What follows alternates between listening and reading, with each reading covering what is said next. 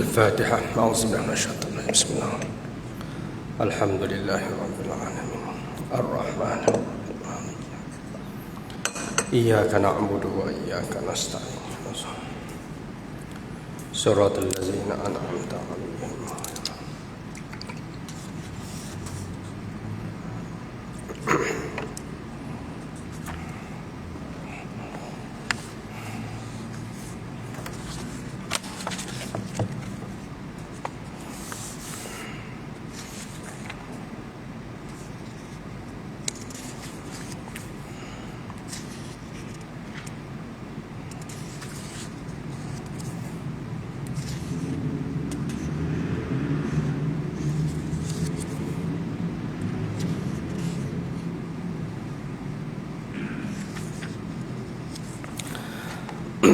Alhamdulillahi Rabbil Alamin. Wassalatu wassalamu ala ashrafil anbiya'i wal mursalin wa ala alihi wa ashabihi ajma'in. Qala rabbi shrah li sadri wa yassir li amri wahlul 'uqdatam min lisani yafqahu qawli, amma ba'd. Alhamdulillah, kita merapatkan syukur kepada Allah Subhanahu wa taala. Di atas limpah dan kurnianya kita dapat bersama pada malam ini untuk kita sambung kuliah kita berkenaan dengan sirah Nabi sallallahu alaihi wasallam daripada kitab Fiqh Sirah. Jadi insya-Allah pada malam ini kita masuk kepada tajuk Syaki-baki agama Hanif dalam jahiliyah Arab. Jadi tuan-tuan dan puan-puan sekalian, mungkin kita cuba refresh balik beberapa poin sebelum ni yang ada kaitan dengan tajuk pada malam ini, iaitu berkenaan dengan manusia keseluruhannya boleh dikatakan kesemuanya berasal daripada agama yang satu, agama Tauhid. Walau apa ajaran sekalipun, boleh dikatakan asal usul mereka adalah daripada agama Hanif ataupun agama Islam. Dan semua kita tahu bahawa agama manusia ni asal satu, tidak ada dua, tidak ada tiga, iaitu agama Nabi Adam AS. Agama Nabi Allah Adam AS. Dan kemudian bila berlalunya masa, wafatnya Nabi-Nabi dan Rasul-Rasul, maka akhirnya ajaran-ajaran itu berubah. Walaupun berubah, tapi asal usulnya masih ada kaitan dengan agama Islam yang asal. Hatta agama Majusi, sebagaimana kita telah terangkan, yang berasal ataupun yang menyembah api. Asal usul agama Majusi ini adalah daripada keturunan peninggalan Sam bin Nuh alaihi salam yang beragama Islam, yang asalnya agama Tauhid. Tetapi bila berlalunya masa, agama Tauhid yang asal dia bercampur dengan falsafah akal. Maka bila bercampur dengan falsafah akal, maka akhirnya kebenaran itu disimbolkan dengan cahaya dan api. Kebatilan itu disimbolkan dengan kegelapan. Lalu malam yang gelap perlu diterangkan dengan cahaya, maka cahaya itu disimbolkan dengan kebenaran. Maka cahaya itulah yang dinyalakan api oleh orang-orang Majusi, dan kemudian akhirnya menjadikan api itu sebagai Tuhan. Ini contoh evolusi agama Tauhid, agama Islam berubah menjadi agama Majusi.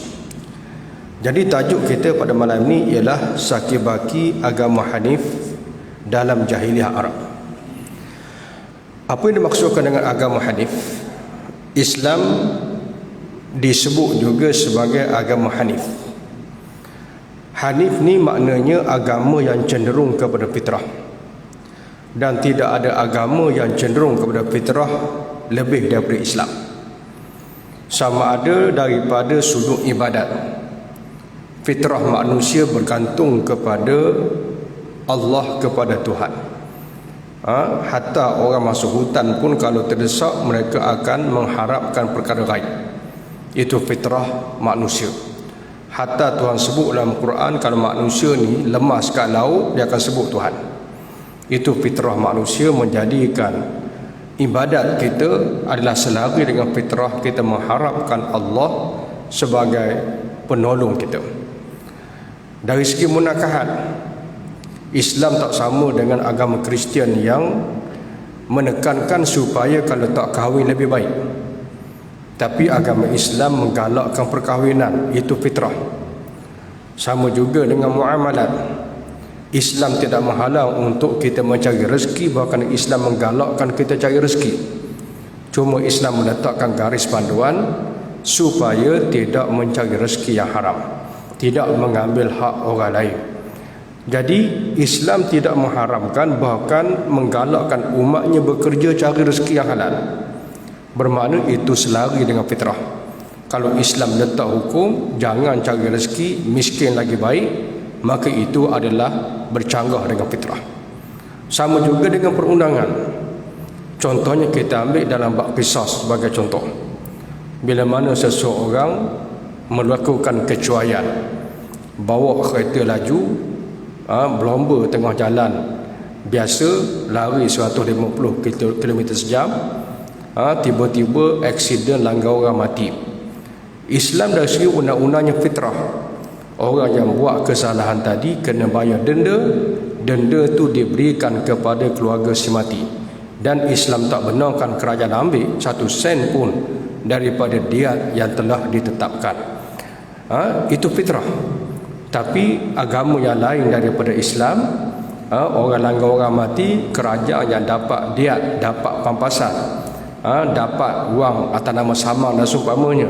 Tapi keluarga si mati 1 sen pun tak dapat. Itu tak fitrah. Sebab itu undang-undang Islam selari dengan fitrah. Maknanya siapa-siapa sahaja yang orang buat rosak barang dia, pecahkan barang dia, kemekkan kereta dia, maka secara semula jadi fitrahnya mesti kita nak ganti rugi. Sama juga kalau keluarga tu mati dilanggar oleh pelomba haram sebagai contoh. Secara fitrah mestilah keluarga si mati mahukan ganti rugi. Maka semua undang-undang Islam itu fitrah. Semua hukum hakam Islam bermula daripada ibadat, munakahat, muamalat dan kesemuanya adalah selari dengan fitrah. Sebab itu Islam digelar sebagai agama Hanif, agama yang cenderung kepada fitrah. Jadi sebenarnya kalau kita tengok dalam konteks tajuk kita pada malam ini, Sakibaki agama Hanif dalam Jahiliah Arab. Cuma macam penulis dia fokus kepada Jahiliah Arab yang masih ada lagi Sakibaki. Sakibaki ajaran-ajaran ataupun agama-agama yang terdahulu. Jadi untuk maklumat kita, sebenarnya bukan macam kita sebutkan tadi, bukan sahaja Arab, tetapi hatta agama-agama lain adalah merupakan berasal usul daripada agama Hanif ataupun agama Tauhid. Ulama dia khilaf. Sebenarnya syirik yang pertama yang berlaku atas dunia ni daripada mana sebenarnya? Ada yang kata daripada Qabil, yang mana bila mana dia membunuh adiknya, kemudian dia melarikan diri. Bila dia melarikan diri, syaitan kata sebenarnya adik kamu ni dia sebenarnya menyembah satu berhala. Kemudian kalau kamu nak jadi hebat macam adik kamu, kamu buatlah berhala sebagaimana yang dia buat. Lalu dikatakan bahawa itu merupakan berhala yang pertama yang direka dan juga yang dicipta oleh manusia. Ada yang kata kalau kita tengok berhala yang pertama yang dibina adalah di zaman Nabi Nuh alaihi salam. Mana sebelum kelahiran Nabi Nuh alaihi salam, dan ini adalah merupakan pendapat yang kuat. Pendapat yang kuat berdasarkan kepada beberapa ayat dan nas daripada Al-Quranul Karim. Dikatakan bahawa 5 orang cucu Nabi Adam alaihi salam, cucu cicit Nabi Adam alaihi salam yang alim, yang warak, kemudian meninggal. Bila dia meninggal, maka iblis mencadangkan kepada orang-orang yang di sekeliling mereka untuk membina patung-patung mereka. Lalu akhirnya patung-patung itu dibina, kemudian akhirnya menjadi sembahan. Pada awalnya patung itu dibina bukan untuk sembahan. Asalnya patung-patung itu dibina sebenarnya untuk memperingati orang yang alim. Sebenarnya 5 orang yang diceritakan dalam Al-Quran tak bersalah. Mereka orang yang warak, mereka orang yang soleh. Tetapi iblislah yang menjadikan orang yang dihormati ini, lepas mereka meninggal, maka diukir patung mereka sebagai simbol penghormatan. Tetapi bila berlalunya masa, patung itu sudah menjadi wasilah. Wasilah ni maknanya perantaraan. Bila iblis ni sesatkan manusia, kalau kita tengok talbis iblis ni, maknanya laluan iblis sesatkan manusia, sama ada dijadikan kita ni rasa hebat, akan jadi takabur, rasa sombong. Ada kadang-kadang iblis menjadikan kita ni rasa inferiority complex, rasa tak layak, rasa kotor, rasa macam-macam, yang menyebabkan akhirnya hukum hakam tu dia rasakan bukan untuk kita. Kita tak layak laksanakan hukum hakam sebab kita ni martabat rendah. Hukum hakam ni untuk para rasul, para wali dan seumpamanya. Lalu orang yang seperti inilah yang akhirnya mereka cipta ibadat-ibadat yang tersendiri. Jadi termasuk antaranya golongan jahiliah ini. Bila mereka rasa mereka tak layak direct dengan Allah, maka akhirnya mereka menjadikan patung sebagai perantaraan. Termasuk insya-Allah kita akan bincang dalam masyarakat jahiliah Arab. Antara manusia yang pertama yang dikatakan ataupun yang diriwayatkan oleh Nabi sallallahu alaihi wasallam sebagai manusia yang pertama yang menyeru masyarakat Arab sembah patung, antara faktornya ialah sebahagiannya disebabkan mereka merasakan diri mereka ni kotor, nak direct dengan Allah tak layak. Maka mereka jadikan patung seperti Al-Lata, seperti Al-Uzza sebagai perantara antara mereka dengan Allah. Jadi akhirnya mereka minta dengan patung. Pada niat mereka sebenarnya mereka minta dengan Allah. Jadi akhirnya patung itu dah jadi upacara dan akhirnya menjadi Tuhan kepada mereka. Lalu akhirnya sesat, dinamakan sebagai jahiliah Arab. Okey, ini antara yang kita akan bincang pada malam ini. Ini juga satu mukadimah yang penting yang mesti dipelajari sebelum memasuki pembahasan sirah mengenai kefahaman, mengenai pengajaran sirah itu sendiri. Mukadimah ini membawa kita menoleh ke belakang kepada satu kenyataan yang dulunya sering menjadi pertikaian mengenai agama ini kepada mereka yang melihat dari jauh, yang semestinya kabur, lalu mereka tuduh dengan pelbagai tuduhan palsu melalui agak dan sangka yang palsu. Khulasah kepada hakikat ini, khulasah maknanya kesimpulan, ialah bahawa Islam itu tidak lain dari lanjutan kepada agama Hanif yang mudah dan lapang ruangnya. Allah telah mengutuskan bapa juga datuk kepada para nabi, iaitu Ibrahim alaihissalam membawa agama ini, dan telah pun dijelaskan oleh Allah mengenai ini melalui banyak ayat-ayatnya dalam Al-Quran. Antaranya ialah firman Allah Ta'ala, wajahidu fillahi haqqa jihadih huwa ishtabakum wa ma ja'ala alaikum fid dini min haraj millata abikum Ibrahim huwa sammakumul muslimina min qablu wa fi hadha. Dan berjihadlah kamu pada menegakkan agama Allah dengan jihad yang sebenarnya. Dialah Allah yang telah memilih kamu untuk berjihad dan dia tidak menjadikan atas kamu sebarang kesukaran dalam agama ini, iaitu agama bapa kamu Ibrahim, dan dia juga yang menamakan kamu muslimin sejak dahulu dan juga di dalam Al-Quran ini. Dan firman Allah Ta'ala, qul sadaqallahu fattabi'u millata abikum millata Ibrahim hanifa wa ma kana minal musyrikin. Katakanlah, benar kata Allah itu, maka ikutlah millah, yakni agama Ibrahim yang hanif, yang lurus, dan bukanlah dia Nabi Ibrahim itu dari kalangan orang-orang musyrikin. Memang sudah ada pengetahuan bahawa orang-orang Arab itu adalah anak cucu kepada Nabi Ismail alaihissalam. Maka semestinya mereka mewarisi agama bersama-sama selok beloknya, iaitu agama yang telah Allah utuskan datuk mereka membawa tauhid dan perintah beribadat kepada Allah, tidak mencerobohi batas larangannya, mentakdis dan menghormati semua yang disuruh menghormatinya, yang utama sekali ialah menghormati dan mentakdiskan Baitullahil Haram, menghormati segala syiarnya, mempertahankannya, melaksanakan perkhidmatan terhadapnya, serta menabir kelambukannya. Tetapi dengan berlalunya zaman, kurun demi kurun, mulalah orang Arab itu mencampur adukkan antara batil dengan hak. Hak yang mereka pusakai dari datuk nenek mereka diadukan dengan batil yang datang dengan tidak disedari.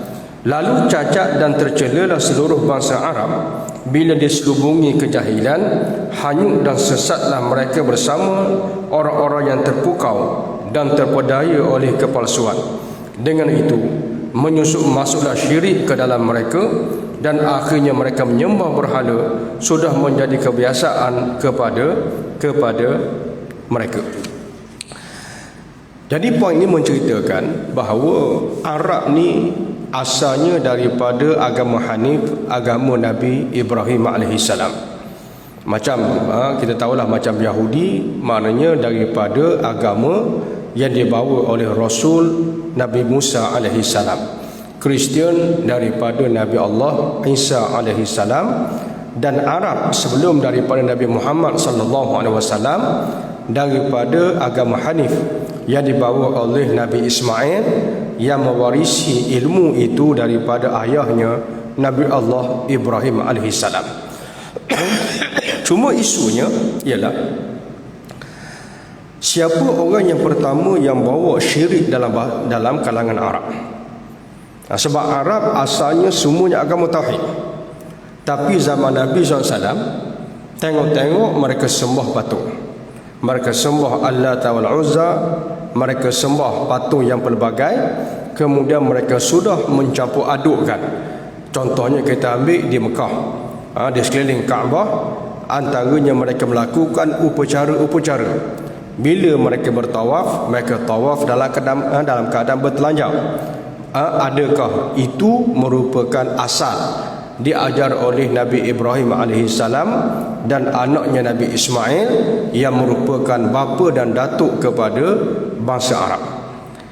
Jadi kalau kita tengok kepada kisah bangsa Arab ni yang menjadi bangsa yang mengelilingi Nabi sallallahu alaihi wasallam, dikatakan ataupun disebutkan dalam beberapa hadis, antara yang awal yang bawa kesesatan di kalangan Arab antaranya ialah seorang yang dikenali sebagai Amru bin Lu'ay bin Qam'ah, iaitu nenek moyang kepada suku Khuza'ah, sebagaimana Ibnu Ishaq meriwayatkan daripada Muhammad bin Ibrahim bin Haris, katanya bahawa Abu Saleh As-Saman menceritakan kepadaku bahawa beliau mendengar Abu Hurairah berkata, saya mendengar daripada Rasulullah sallallahu alaihi wasallam di mana Nabi bersabda, aku melihat Amru bin Luhai bin Qam'ah bin Qandaf menarik berhala kayunya di dalam neraka. Saya lihat dia itu benar-benar menyerupai engkau. Lalu kata Aqsam, apakah penyerupaan itu membahayakan saya ya Rasulullah? Rasulullah kata, tidak, kerana engkau adalah mukmin dan Amru adalah kafir. Sesungguhnya dialah yang mula mengubah agama Ismail dengan memasang berhala, mencipta Bahira, mencipta Saibah, mencipta Wasilah dan mencipta Ham. Yang tiga yang disebut itu adalah unta betina yang dihadiahkan kepada berhala. Unta-unta itu dihormati, tidak boleh ditunggang, tidak boleh diminum susunya, dan ia bebas memakan rumput di mana-mana sahaja, sebagaimana menurut sirah Ibnu Hisham. Jadi kalau tengok kepada hadis ni, maknanya manusia yang pertama yang bawa syirik ke dalam masyarakat Arab sehingga mencemarkan ajaran Nabi Allah Ibrahim AS adalah seorang manusia yang bernama Amr bin Lu'ay. Amr bin Lu'ay yang dianggap sebagai manusia yang pertama yang bawa fahaman berhala masuk ke dalam bangsa Arab sehingga merosakkan agama Nabi Allah Ibrahim AS. Jadi Abu Hurairah cerita, dia kata aku dengar Nabi SAW bersabda bahawa kata Nabi, aku melihat Amr bin Lu'ay ni dia tarik berhala dia dalam neraka. Maknanya dia masuk dalam kalangan ahli neraka. Lalu Nabi kata, aku tengok Amru ni, sebab hadis ni diriwayatkan oleh Aktham, sahabat Nabi SAW. Nabi kata muka dia sebiji macam muka kamu, sehingga menyebabkan Aktham ni dia rasa apa? Dia rasa bimbang. Muka sebiji macam Lu'ay ni, Amr bin Lu'ay, takut-takut dia pun macam Amr bin Lu'ay juga. Nabi kata tak. Nabi kata dia kafir, kamu mukmin. Maknanya dia masuk neraka, kamu masuk syurga. Jadi kalau tengok kepada satu riwayat menceritakan macam mana Amr bin Lu'ay ni pada peringkat awal bawa berhala ni masuk dalam masyarakat Arab. Diriwayatkan bahawa dia ni adalah seorang peniaga yang sentiasa berulang-alik pergi ke Syam. Jadi di Syam ni, di tengah jalan ada satu kumpulan manusia yang beragama sembah berhala. Diriwayatkan bahawa mereka adalah di kalangan Yahudi. Mereka sembah berhala. Jadi waktu Amru ni singgah di tempat mereka, lalu Amru tertarik dengan berhala-berhala, patung-patung yang diukir oleh kabilah ni. Lalu akhirnya Amru ni minta berhala-berhala tadi, dan kabilah tadi memberikan satu berhala, atau orang kata berikan 3 berhala kepada Amr bin Lu'ay, sehingga akhirnya dia buat balik ke Mekah. Dan akhirnya kempen bangsa Arab pada waktu itu untuk menyembah berhala yang dibawa balik daripada Syam. Lalu dibawa khurafat-khurafat, kepercayaan-kepercayaan. Dan Amr bin Lu'ay ini adalah seorang pedagang, dan dia dianggap sebagai orang kaya yang berpengaruh. Ini kadang-kadang bahaya orang yang berpengaruh ni bawa fahaman-fahaman yang seperti ini, lalu akhirnya dengan pengaruh yang dia ada, dengan wang yang dia ada, dia mempengaruhi bangsa Arab yang pada waktu itu masih berpegang dengan ajaran Nabi Allah Ibrahim dan juga Nabi Allah Ismail alaihissalam. Dan akhirnya mereka memesongkan sedikit demi sedikit Arab daripada agama Hanif, yang akhirnya menjadi agama yang menyembah berhala. Jadi kalau kita tengok, bangsa Arab ni adalah merupakan bangsa yang asalnya agama Hanif, sama macam Yahudi, sama macam Kristian dan seumpamanya. Cuma kita tengok pada waktu awal Nabi SAW dibangkitkan, bangsa ataupun Arab yang lebih awal selain daripada sahabat di selain Nabi SAW terima Islam ni daripada Arab Madinah. Kalau nak dibandingkan dengan Arab lain, seperti contohnya kita ambil Arab yang duduk di Mekah sendiri, seperti Taif, asalnya antara awal yang tolak Islam, selain daripada para sahabat radhiyallahu taala anhum seperti Sayyidina Abu Bakar, Sayyidina Umar, Sayyidina Osman yang terima Islam. Kemudian Arab pada peringkat awal, Quraisy di Mekah peringkat awal tolak Islam. Abu Jahal tolak, Abu Lahab tolak. Tapi akhirnya yang sambung, yang dokong Nabi SAW adalah masyarakat Arab yang duduk di Madinah. Apa rahsianya? Rahsianya ialah sebab masyarakat Arab di Madinah ni terima dan dokong Nabi SAW. Faktornya disebabkan oleh mereka ni terdedah dengan maklumat Nabi akhir zaman lebih banyak berbanding dengan Arab di Mekah. Sebab apa? Sebabnya Arab yang duduk di Madinah, mereka ni bergaul dan hidup orang kata apa seharian dengan orang-orang Yahudi. Jadi orang Yahudi ni sebelum Nabi SAW dia angkat menjadi Rasul, orang Yahudi di Madinah ni sentiasa menyebut tentang Nabi akhir zaman. Nanti saya rasa insya-Allah ada satu bab bagaimana sebenarnya Yahudi di Madinah ni. Kenapa mereka ni duduk di Madinah? Sebab Yahudi ni kalau kita tengok asal usul mereka daripada Palestin, dan kemudian lepas daripada mereka membunuh nabi-nabi dan rasul-rasul, mereka dihalau dan mereka bertempiaran, dan sebagian mereka lari ke Eropah, ke Rom dan seumpamanya. Tetapi dari segi logik, tak ada orang nak pergi lari duduk di Madinah. Madinah ni tempat yang tak sesuai untuk jadi tempat pelarian, bukan disebabkan Madinah ni bukan tempat maju, bukan tempat yang orang kata elok untuk berniaga, tempat yang orang kata padang pasir. Mana kalau nak berhijrah, nak pindah, nak lari, Eropah merupakan tempat yang paling sesuai, Rom tempat yang paling sesuai, disebabkan oleh Palestin antara kawasan yang berada di bawah jajahan Rom.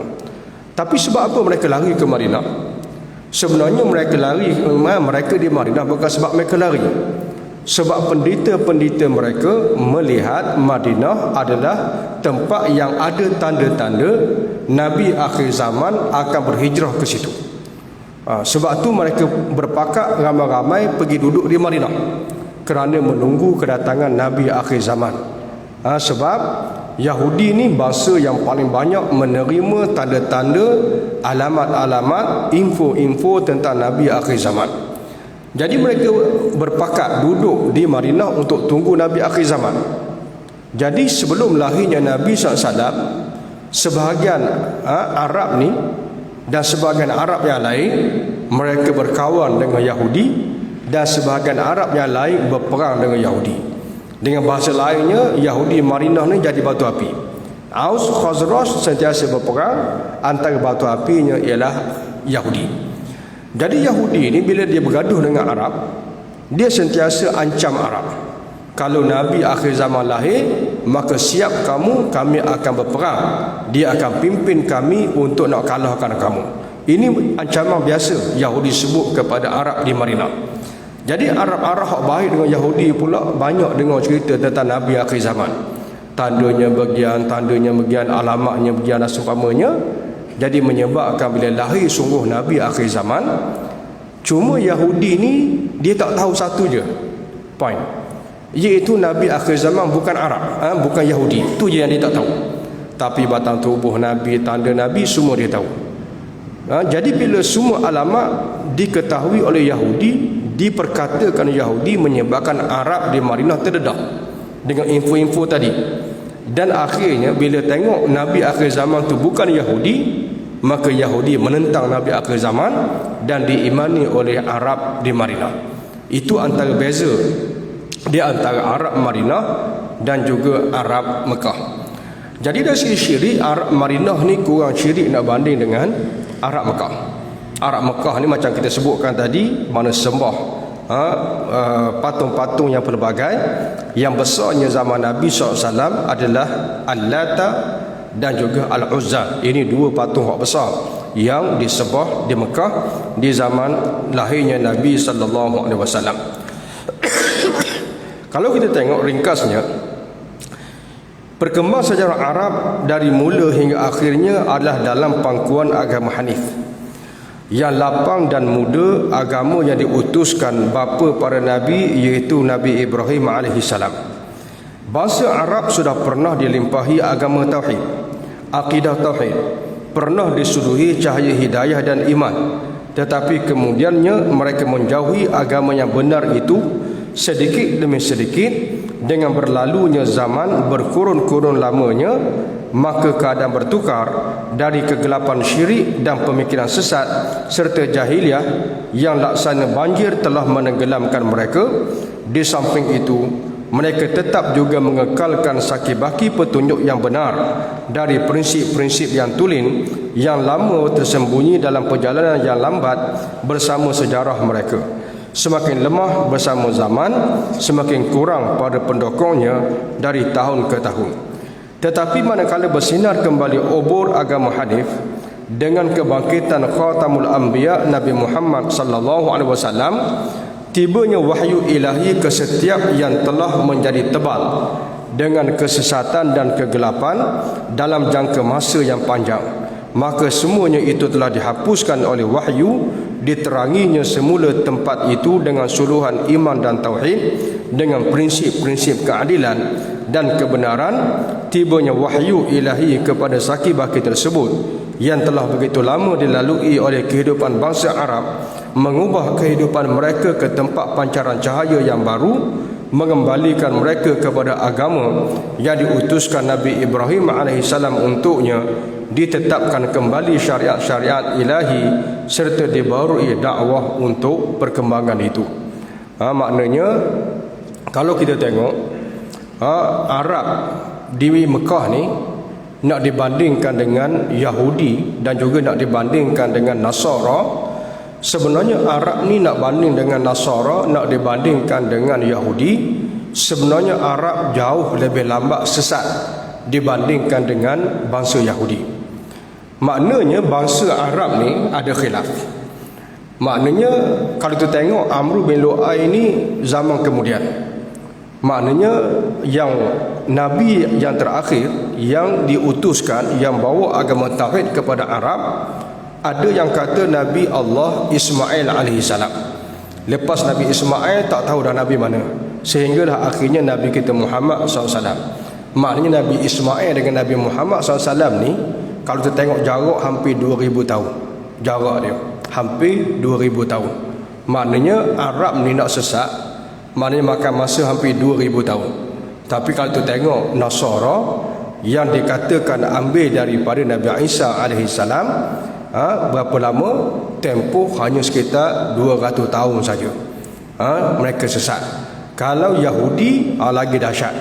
Yahudi ni sesat, wafat Nabi tak sampai pun 10 tahun. Kadang-kadang masa Nabi Musa alaihissalam, Nabi Musa tak wafat pun lagi, mereka dah sembah lembu Samiri. Maknanya kalau bahasa Arab, lepas wafat Nabi Ismail alaihissalam, nak sampai Nabi Muhammad ni hampir 2000 tahun. Kalau kita ambil satu riwayat kata, Arab ni ada selain daripada Nabi Ismail alaihissalam, Nabi Saleh adalah daripada Nabi bangsa Arab. Maknanya daripada anak cucu Nabi Ismail alaihissalam. Jadi maknanya Nabi Allah Ismail diutuskan Nabi Allah Saleh. Nabi Allah Saleh ni zaman tu dah hampir nak sembah berhala, tetapi diselamatkan oleh Nabi Allah Saleh alaihissalam. Jadi maknanya 1000 tahun. Tapi Yahudi ni bukan kata 1000 tahun. Nabi Musa sendiri tak wafat lagi Nabi Musa, mereka dah sembah lembu Samiri. Kalau kita baca sejarah, Nabi Musa ni satu ketika hilang, tak tahu pergi mana. Hari pertama tak ada, hari kedua tak ada. Jadi akhirnya Yahudi buat kesimpulan Nabi Musa ni wafat. Tapi Nabi Musa sebenarnya tak wafat. Nabi Musa menghilangkan diri, dia pergi ke Gunung Turi Saina untuk ambil kitab Taurat. Sebab kitab Taurat dia bukan macam Quran. Kitab Taurat ni Allah turunkan kepada Nabi Musa seketul, sebiji siap. Mana Nabi Allah Musa alaihissalam pergi ambil kitab Taurat daripada Allah di Gunung Turi Saina. Jadi berbulan Nabi Musa hilang daripada masyarakat, menyebabkan Yahudi kata mesti mati dah. Nabi Musa ni mesti wafat. Jadi waktu dikatakan Nabi Musa wafat, pada waktu itu Musa seorang lagi. Dia ada dua Musa. Satunya Musa alaihissalam, satu lagi namanya Musa Samiri. Musa Samiri ni tuan-tuan dan puan-puan sekalian, bukan sembarangan orang hebat. Orang hebat. Nabi Musa alaihissalam anak angkat kepada Firaun. Tapi Musa Samiri ni anak angkat kepada malaikat Jibril alaihi salam. Tapi anak angkat kepada Nabi, anak angkat kepada Firaun akhir rasul. Tapi anak angkat kepada malaikat Jibril ni apa jadi? Dia yang bawa patung masuk dalam masyarakat Yahudi. Jadi waktu Nabi Musa ni hilang, mereka anggap wafat. Jadi Musa Samiri ni kalau kita baca tafsir-tafsir Al-Quran berkenaan dengan Musa Samiri, banyak riwayat menceritakan bahawa dia ni boleh tengok malaikat. Itu hebat dia. Sebab dia ni anak angkat kepada malaikat Jibril. Waktu Firaun buat jatuhkan buat undang-undang, semua anak-anak Yahudi dilahirkan mesti dibunuh. Maka Nabi Musa diselamatkan oleh Allah, ibunya masuk dalam baku, akhirnya masuk dalam istana Firaun. Jadi anak angkat Firaun dibesarkan ataupun dibela oleh isteri Firaun Asia. Baik. Tapi Musa Samiri ini yang selamatkan dia diriwayatkan ialah malaikat Jibril. Ambil letak dalam gua dan malaikat Jibril yang jaga Musa Samiri. Jadi sebab itu banyak riwayat tafsir menyatakan Musa Samiri ni kelebihannya boleh tengok malaikat. Dan antaranya diriwayatkan bahawa dia ambil debu tapak kuda malaikat Jibril. Ada yang kata dia ambil debu tapak kaki malaikat Jibril. Dia ambil dan dia ni kelebihan dia pandai sihir. Dia ambil pasir-pasir tadi, dia buat satu lembu daripada emas. Kemudian dia sihir lembu tadi dengan pasir tadi sehingga menyebabkan lembu itu boleh bercakap. Boleh bercakap macam orang. Orang tanya boleh jawab, dialog boleh cakap. Jadi menyebabkan akhirnya akhirnya dia kata inilah Tuhan. Jadi kita berhenti sekejap untuk kita sama-sama dengar azan insya-Allah.